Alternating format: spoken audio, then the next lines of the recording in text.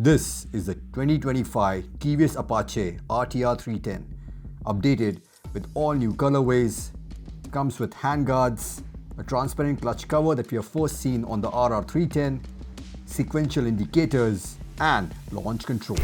Alright, I'm just going to turn on the launch control, which is the new feature on this motorcycle. Launch control activated, open the throttle. Here we go.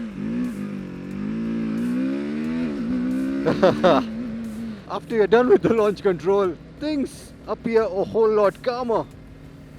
And that's because of the biggest mechanical change that has happened on the new RTR, which is the final drive has gone down from 46 to 42, which has made it a lot calmer, a lot more linear, a lot less frantic. And honestly, I don't really mind it as much as I enjoyed the previous bike.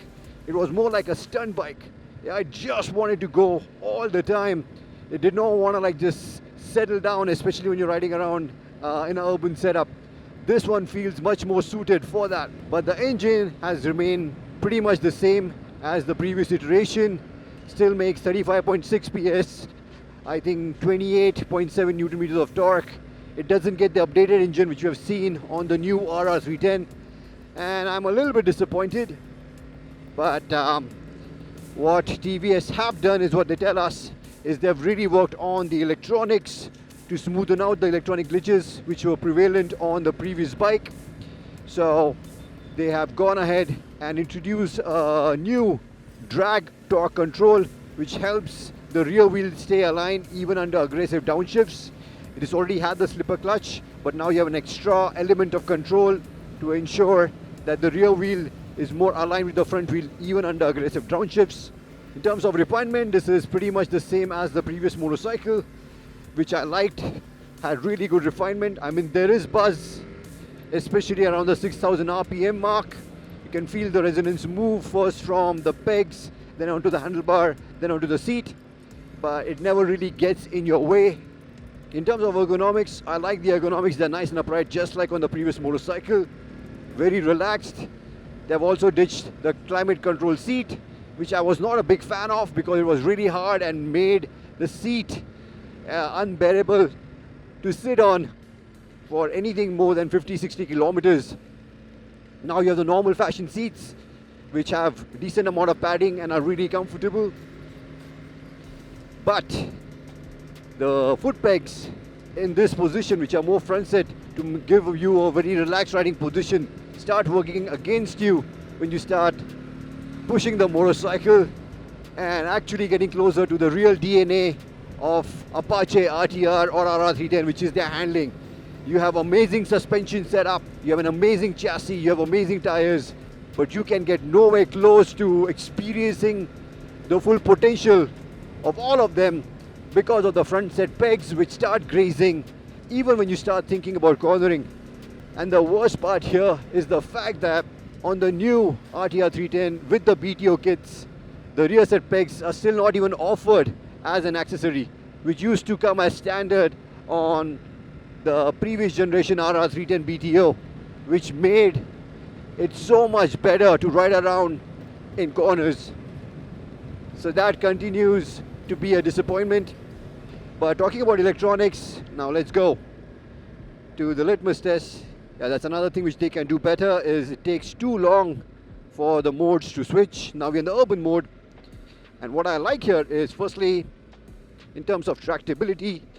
Right now I'm not even using the clutch. We're as low as 2500 RPM, and the glide through technology continues to impress. It's really good. It prevents the bike from stalling, which means you don't have to use the clutch, which I love, which is going to come really handy in the city. But my problem here was when you first get on the gas, the throttle response continues to be ultra aggressive in the softest map, which is the urban, as well as, let's try the rain mode. Let's see if it's any different. Yeah, this is what I'm talking about. So yeah, I'm disappointed now, almost angry, because this has been a problem which has been plaguing the previous generation, the new RR310, and it continues to exist on this motorcycle, where the softest map that TVS have introduced on this motorcycle also happen to be the most aggressive in terms of how aggressive the throttle is at first touch. And this is a big problem because especially for new guys who are new to motorcycling, who buy this motorcycle and of course switch to these modes because thinking that it'll be easier, no, they are going to be in for a big rude shock. Let's try the sport. Yeah.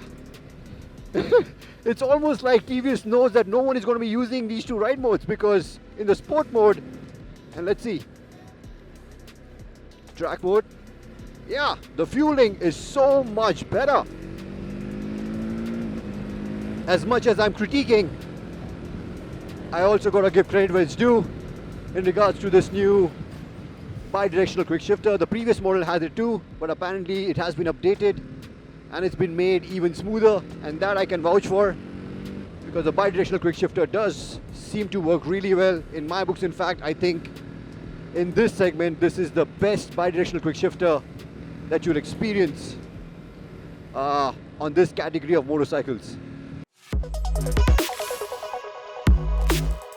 So what's clear with the new 2025 RTR310 is the fact that TVS are continuing to push the electronics envelope and best out these bikes with electronics never before seen on this category of motorcycles. I mean, I never thought I would like and want keyless ignition on this motorcycle, but it's so convenient. I just wish even the fuel tank cap was keyless, because right now you do still have to use the key to open this up. And while I do appreciate all of these electronics, I would really like TVS to maybe hit the pause button and fix the problems which have been plaguing this bike and the RR310 for a while now, which is the mapping, especially in the urban as well as the rain mode, because I genuinely think it's a big safety hazard. And looking at how smooth the fueling is in the sport and the track mode, they really need to get on top of this. And also for enthusiasts like me, please offer rear sets so that we can make the most out of this amazing equipment in front of us. And it's harder to argue against this bike now, considering that the base and the mid variant are a solid 10,000 rupees cheaper than the previous iteration, which is phenomenal value, because even the base variant, you're getting really good kit in terms of you're getting the same Road 5 tires, you're getting really good suspension, you're getting the same TFT dash, the same riding modes, you get cruise control, traction control, ABS. So it's already a very, very solid package. And if you want to have a little more fun, you can of course go for the mid model, which comes with the bi-directional quick shifter, which continues to be the best in this segment. And when you look at the top spec variant, which is right here, which is strict out to the T, gets adjustable suspension, gets all the electronics that you can think of, has in fact become 3,000 rupees dearer, which also makes it even tougher to vouch for it, especially when you consider the KTM Duke 390. And that's a battle that, as good as this bike is never going to win, because there's too much disparity between the performance between these two motorcycles. So yeah, for me, the mid and the base variants are definitely the heroes for TVS when it comes to the Apache RTR310, because they offer even more value now after the price reduction.